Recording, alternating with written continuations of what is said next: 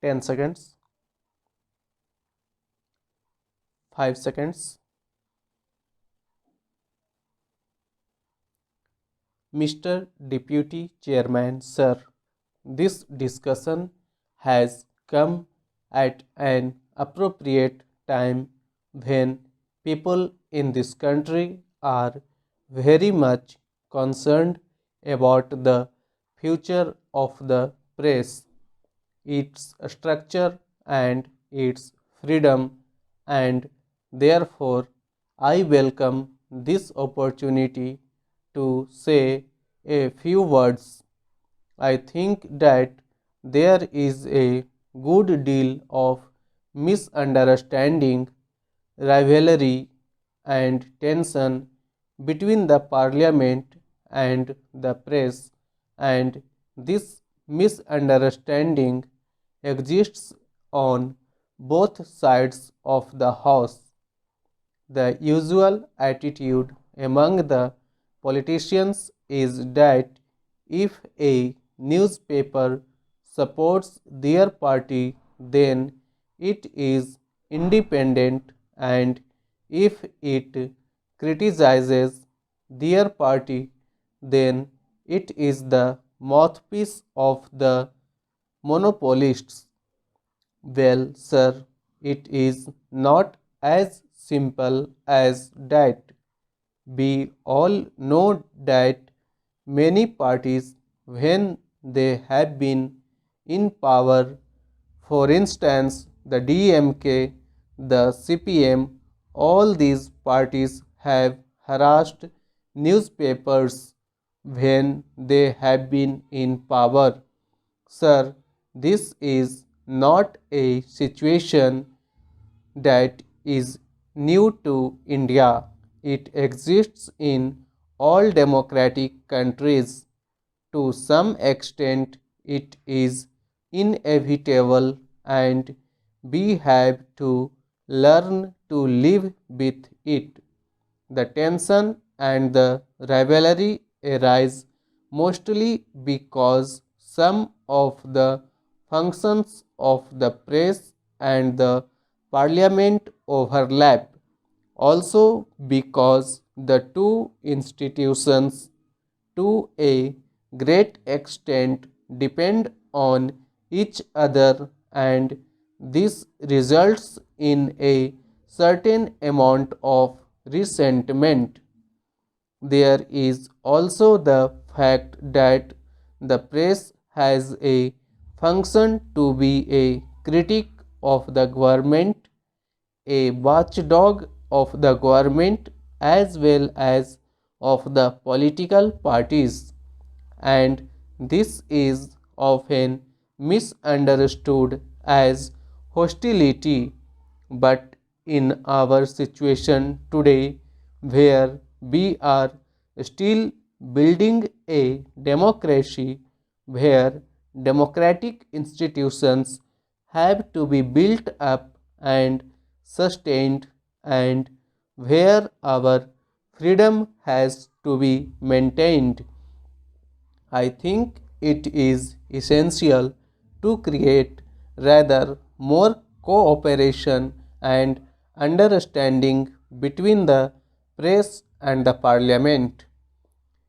I believe, sir, that one of the important functions of the press council could be and should be to act as a link between the parliament and the government on the one hand, and the press and the public on the other.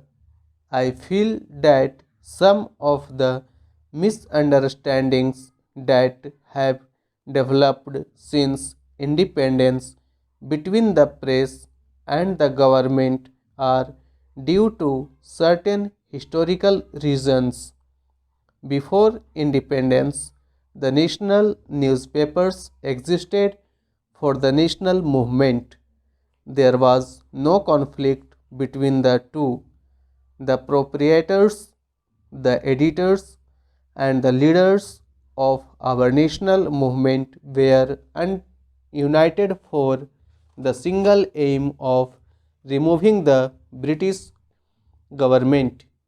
But after independence, the situation became rather different. It is natural that after the achievement of freedom, there would be different interests and different ideologies represented in the press, just as they are represented in parliament. Therefore, to expect the press in India to support the party in power on all issues would be unfair and unrealistic.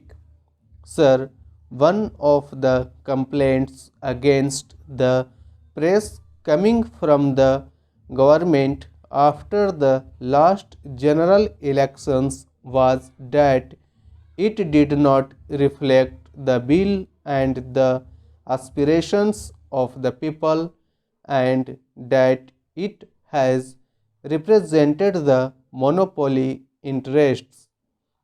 Even these allegations, sir, have been disproved to a great extent by those who have analyzed in detail the coverage of the last elections by the press.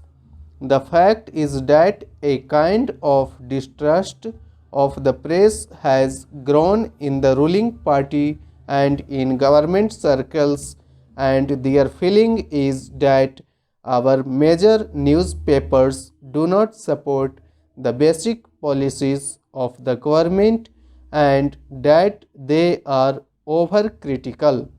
Sir, I would like to say this: if the charge against the press is that they are dependent to a great extent on big businesses and that they are out of touch with the vast masses of the people, there is some truth in it.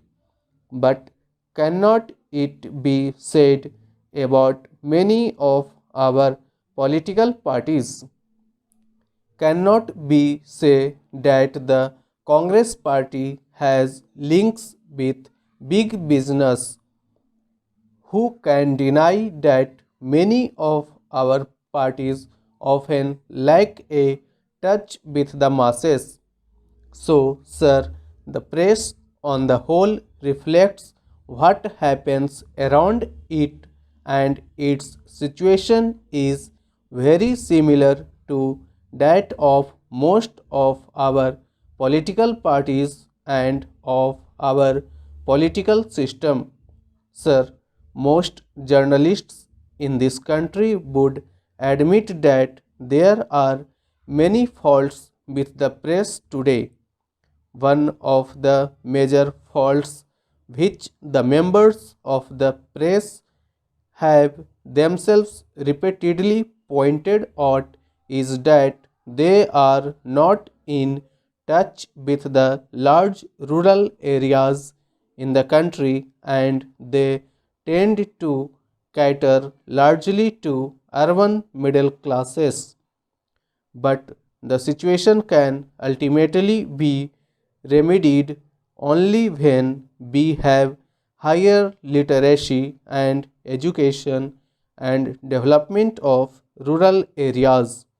Again, it must be considered that the freedom of the press today is inhibited by the fact that it is run by large business houses, and commercial and other interests often impinge on the freedom and integrity of the editor and the journalists who work with him.